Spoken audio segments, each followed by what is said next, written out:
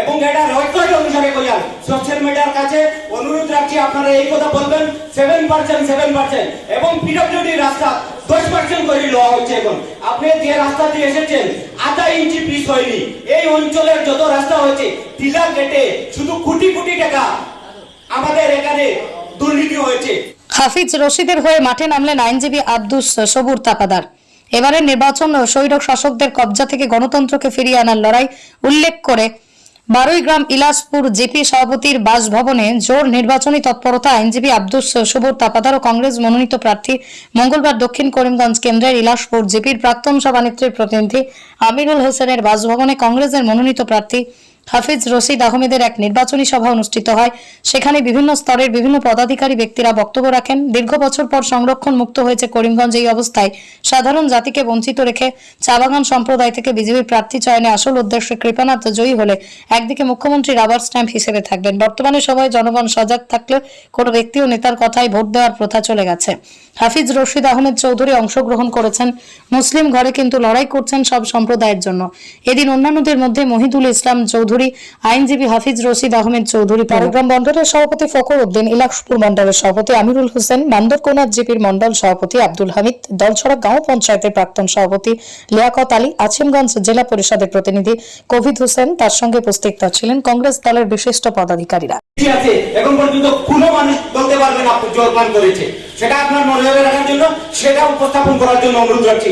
বর্তমানে অ্যাডভান্স দিতে হয় 7% এবং এটা রেকর্ড অনুসারে কইয়া সোশ্যাল মিডিয়ার কাছে অনুরোধ রাখছি আপনারা এই কথা বলবেন 7% এবং পিডব্লিউডি রাস্তা 10% করে লওয়া হচ্ছে। এখন আপনি যে রাস্তা দিয়ে এসেছেন আধা ইঞ্চি পিস হয়নি। এই অঞ্চলের যত রাস্তা হয়েছে টিলা কেটে শুধু কোটি কোটি টাকা আমাদের এখানে দুর্নীতি হয়েছে। তাই আপনি নজরে রাখবেন। এখানে যে এমএলএ, লোকাল এমএলএ যে দুর্নীতি করছে বিজেপি দিয়েছেন এই জন্যই, হাজার কোটির মালিক উনি, এই জন্যই মনে রাখবেন। এই যে দিনে রয়েছেন আমাদের বিশ্বাস নিয়ে, উনাকে আমাদের ডেভেলপমেন্টের জন্য ভোট দেয়নি, উনাকে দিয়েছিলাম আমাদের প্রতিবাদী কণ্ঠ দিশপুরে নিয়ে যাওয়ার জন্য। উনি বলেছেন ডেভেলপমেন্ট করার জন্য এখন বিভিন্ন এই কমিটি বানাচ্ছেন। গতিকে আপনি এই নজরে রাখবেন 11% পিডব্লিউডি এবং 7% হলো গিয়া এই পিজি। গতিকে আপনি নজর রাখবেন এবং ইউটিউবার ভাই যারা আছেন ওনাকে দিবেন। আর আপনারা দয়া করে ভোট ভাগাভাগি করবেন না, কারণ ইউটিউব কি বিজেপির ছোট ভাই। ধন্যবাদ সবাইকে। এবারে আপনাদের জনমন্ডলী বিশেষ করে আমি আত্মসফলতাকে ধন্যবাদ দিতেছি এবং আমি হোসেনকে আজকে আমাদের দুজনের জন্য পাইছি মত বিনিময় আমরা। বাকি আমি এখন বদলপুরে বারবার ফোন আসে কটা মিটিং উনিও যাইব, আমাদের বদলপুরা মিটিং আছে আমাদের। মেইন কথাটা হয়েছে সময় আজকে আমার মকসুদটা হয়েছে যে আমার আব্দুস সবুর তাফাদার উনি একটা প্রস্তাব, ওনার সঙ্গে আমি বসেছিলাম, প্রস্তাব আসছিল ওনার সাপোর্টার পক্ষ থেকে, ওনার পক্ষ থেকে আমার সাপোর্টারে বসবো, আপনি আসবেন, একটু বক্তব্য রাখবেন, মত বিনিময় করবেন। দেখেন আমি একটা সাধারণ মানুষ, আমি বলতে পারেন হয়তো আমি হয়তো বড় উকিল কি হোক, আমি নিজেকে এটা মনে করি না। আমি সাধারণ একজন উকিল, বেসিক্যালি আমি নেশার মানুষ, সোজা কথা। আমি হাফিজ 60 বছর আগে হিপস করছি, মাদ্রাসা পড়াশোনা করছি, এখন গিয়া দুর্ভাগ্যবশত হোক সবাই উকিল বনে গেছি। উকিল বনিয়া উকিল মাস্টারও বলছে, মাস্টারও হয়ে যায়। ইন্ডিয়াতেও মাস্টারি করছি, বাইরেও মাস্টারি করছি, ইন্ডিয়ার বাইরেও করছি। গোয়া প্রাইমারি নে গিয়া আগে শেষ পর্যন্ত গোয়ারি থেকে ওখানে প্র্যাকটিস আরম্ভ হচ্ছে। এখন বস্তু হয়েছে আমি প্র্যাকটিস করি, আমার আব্দুল সবুর প্র্যাকটিস করেন। আল্লাহ বহুত ট্যালেন্ট দিছে, ওনারাও দিচ্ছে, বহুত ট্যালেন্ট দিছে আল্লাহ। এই ট্যালেন্টটারে আমরা রেকগনাইজ করি।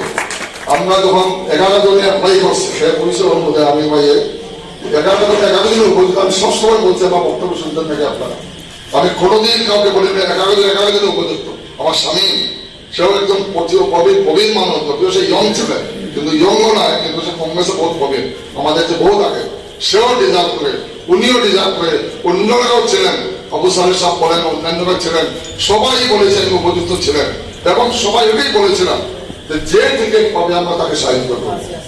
আজকে দেখেন আপনারা, দেখেন বিশেষ করে এই দুইজন স্বামী এবং তাফাদার একদম খোলা মনে তারা এসে আজকে কংগ্রেসের হাত সফল করার জন্য এসেছে। আমি বলে আপনারা ধন্যবাদ। আজকে এসেছে কেন স্যাক্রিফাইস করেছে, ইচ্ছা করে তারা পোশাক করতে পারতো, ফোন করতে পারতো, না আসতে পারতো, কোনো অসুবিধা ছিল না, আমাকে খন্তি মারতে পারতো, ইচ্ছা করে পারতো, কোনো অসুবিধা নাই। আজকাল আজকাল তো খন্তি মেরে রাজনীতি চলে। আজকে তারা মুক্ত মনে আন্তরিকতার সঙ্গে পুলিশিয়তার সঙ্গে তারা এসেছে। স্বামী এবং তাদের আমি দুজনকে আবার ধন্যবাদ জ্ঞাপন করি। আব্দুল মুক্তাদির সাহেব নিজে ক্যাম্পেইন করতেছে, উনি আমার সঙ্গে এখন প্রশ্ন হয়েছে, আমি তো সঙ্গে ব্যক্তিগত হয়তো চিনতে পারতেছি না, কিন্তু আমি আমির হোসেনের বক্তব্য দ্বারা আমরা মনে করতেছি যে এই এরিয়ার মানুষ যে আপনারা আছেন অতি সচেতন, আপনারা যারা আছেন রাজনৈতিকভাবে সচেতন, সামাজিকভাবে সচেতন, আর্থিকভাবে আমি মনে করি আপনারা সচ্ছল, আপনারা মনে করি আর্থিকভাবে সচ্ছল তাকে যদি দুর্নীতির বিরুদ্ধে আপনারা দাঁড়িয়ে পারবেন আমার সম্পূর্ণ বিশ্বাস আছে। কারণ আমার পেটে যদি ভাত থাকে না, দুর্নীতি করি আমি ভয় করবো, ইডি ভয় করবো, এই বই করবো, সেই বই করবো, যেটা আজকাল হইতেছে। আজকে ভয় করবেন না কাউকে, এমএলএ নাই আপনার, সবাই এমএলএ, সবাই এমপি, সবাই এমপি। আজকে আমি যদি এমপি হই আপনাদের দোয়ায়, আপনারা জানে আমার নিজের কোনো দরকার নেই, আল্লাহ দিলে আমি খাইতে পারবো, কোনো অসুবিধা নেই। আমার ভাই বিনা যখন কেউ চাকরি লাগে না, আমার কোনো স্কিমেরও দরকার নাই। আমি যদি হই আব্দুল সবুর আপনার এমপি হবে, আমি হোসেন এমপি হবে, আমি এমপি হবে, সবাই আপনারা একজন সবাই এমপি হবে। যা ইচ্ছা হয় যা বলবেন আমাকে, ইনশাল্লাহ কি সমস্যা আছে 7%, 8%, 10% খোলা করে বলবেন। আমি এবং তাবাদাকে আমি দায়িত্ব দিয়েছি, আপনারা যেভাবে আমাকে বলবেন ইনশাল্লাহ আমি সেভাবে চলবো। এবং যুবক ভাইরা যারা আছো, সোশ্যাল মিডিয়া যারা আছো, অন্যান্য যারা আছেন, সবাই আপনারা অনেকে বলছে আপনাদের বিরোধিতা করেছেন। দেখেন রাজনীতির এগুলো সব সম্ভব, এগুলো খারাপ হওয়ার দরকার নেই। কেউ আমি নাই, আগে যেগুলো হয়ে গেছে সবাই মন পরিষ্কার করে আজকে আমরা সবাই এক হয়ে এখানে এসেছি। আমাদের মধ্যে কোনো বিভেদ নাই, কোনো বিভেদ নাই, কোনো দ্বন্দ্ব নেই, কোনো অন্তর্ঘাত নেই আমাদের মধ্যে। আমরা সবাই এক হয়ে আজকে থেকে আমরা ফাইট করবো, কংগ্রেসের হাতটাকে শক্ত করি। ভারতবর্ষের সমস্ত সংবিধান বিপন্ন, ধর্মদেবতা বিপন্ন, গণতন্ত্র বিপন্ন, সব শেষ। আপনার নাগরিকত্ব কি হবে, 51 হবে না 71 হবে, ডিলিমিটেশনের ব্যাপার।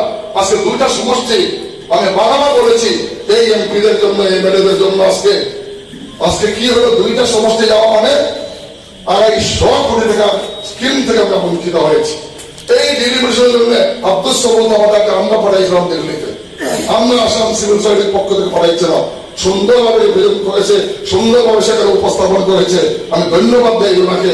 উনি সেখানে উত্থাপন করে ডিলিমিটেশন কেসটা এখনো পেন্ডিং আছে। আমরা পয়সা দিয়ে, উনি পয়সা দিয়ে আমরা কেসটা চালাইতেছি।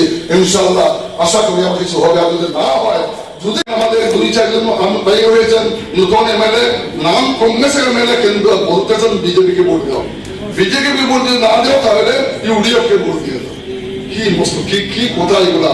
আমি অনুরোধ করবো আমাদের সোশ্যাল মিডিয়া বাইরে অনেক অ্যাক্টিভ এই এরিয়ার সোশ্যাল মিডিয়াটা। আজকে বক্তব্য দেবার দিন নাই। আমরা বাড়ির যেদিন মিটিং হয়েছিল, আপনারা সারাই আমার উপরে একটা দায়িত্ব দিয়েছিলাম যে আমরা সারাই কংগ্রেস করতাম, আর লগে শর্ত দিয়েছিলাম যে আমরা ক্যান্ডিডেট একবার দেখতাম, আপনি মিলিয়ে দিতাম।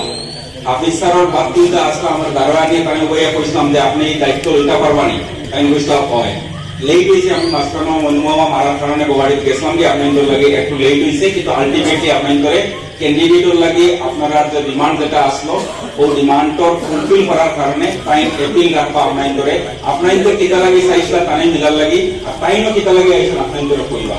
আর এই মন্ডল সিঙ্গারি থেকে লইয়া বাড়িগ্রাম থেকে লইয়া যত মানুষ আজকে মেহনত করছে, এটা একক কোনো মানুষের কৃতিত্ব নাই, কংগ্রেসের ছায়ার ফলে আমরা সারা আইছি। আর এই মেহনতটা এই পুরা টিম ইউথ থেকে লইয়া প্যারেন্টস থেকে লইয়া সারাই করছে। আমার দায়িত্ব হইল আপনাদের ওখানে এপিল করা। ইলেকশন আইছে, ক্যান্ডিডেট আমরা কাছে আইছেন, আমরা খুশনসিব।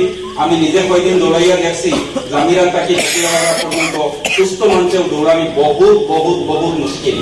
এর লাগে আমরা পাইছি, আমরা ভিতরে দৈন্য মনে করিয়া আর সারার মুখ থেকে আমরা শুনবো। আমরা খালি একটা এপিল রাখি এর কথাটা, লিয়াকত সাহেব আমরা এখানে আসেন। আমি প্রথম দিন তার বাড়ি যখন গেছিলাম আমার লাগছে এটা মানুষ আমরা লাগি এক অমৃত সমান। আর বিশেষ করে আমরা যে শক্তির এগেইনস্টে লড়িমু, এই লড়তে সময় লিয়াকতদার লোকাল মানুষ আমরা জরুরি। সব সেটা আমরা জানি, কিন্তু লিয়াকতদার মতো মানুষ আমরা ফ্রন্ট লাগাতে। আমরা যে ইলাসপুর জিপিটা আছে স্যার, এখানে আপনার মনোযোগ লাগে কইয়া এই জিপিটা দুই কারণে ভেরি ইম্পর্টেন্ট। এক, মন্ত্রী সিদ্দিক আহমদর ও এরিয়া টানগড় ও এরিয়া টান বুট ও এরিয়া সুতরাং মঞ্চ কইন আজকুল জমানা রাতাবাড়ি এবং পাতারকান্দি কংগ্রেস করা কত ডিফিকাল্ট এখান হনর মঞ্চরে জিকাই লইব আর আমরা জিকাই লইব আমরা কত ডিফিকাল্ট সময়ের মধ্যে আমরা কংগ্রেস করিয়া সুতরাং আপনার সুনজর সুদৃষ্টি আর এই মানুষগুলা আপনার কাছ থেকে মায়া পাইতো আমার থ্রুতে ও মেসেজটা আপনার কাছে পৌঁছাইলাম আপনার তোর কাছে সারোর তরফ থেকে মেসেজ হইল এবার আমরা হাতেই শক্তি হাতেই জোর আমরা পরিবর্তন লাগিয়া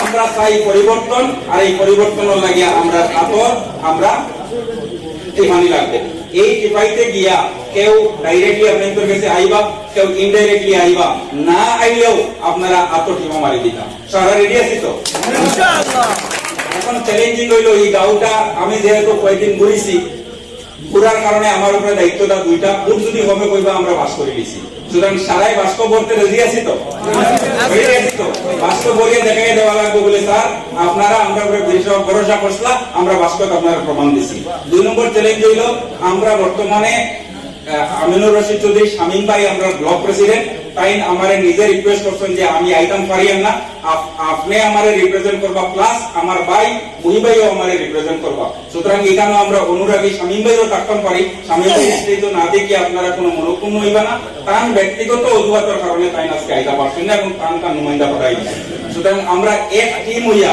আমরা সারাই এবার কংগ্রেসের শক্তিটারে আরো শক্তিশালী করতাম ওটা আমরা এপি আর সারার কাছে আমার এপি রইল আমরা মানুষগুলাকে প্রায়োরিটি দিবা স্যার আমরা বড় বিপদী কেন আমরা এগেইনস্ট শক্তিও আছে আর এখানে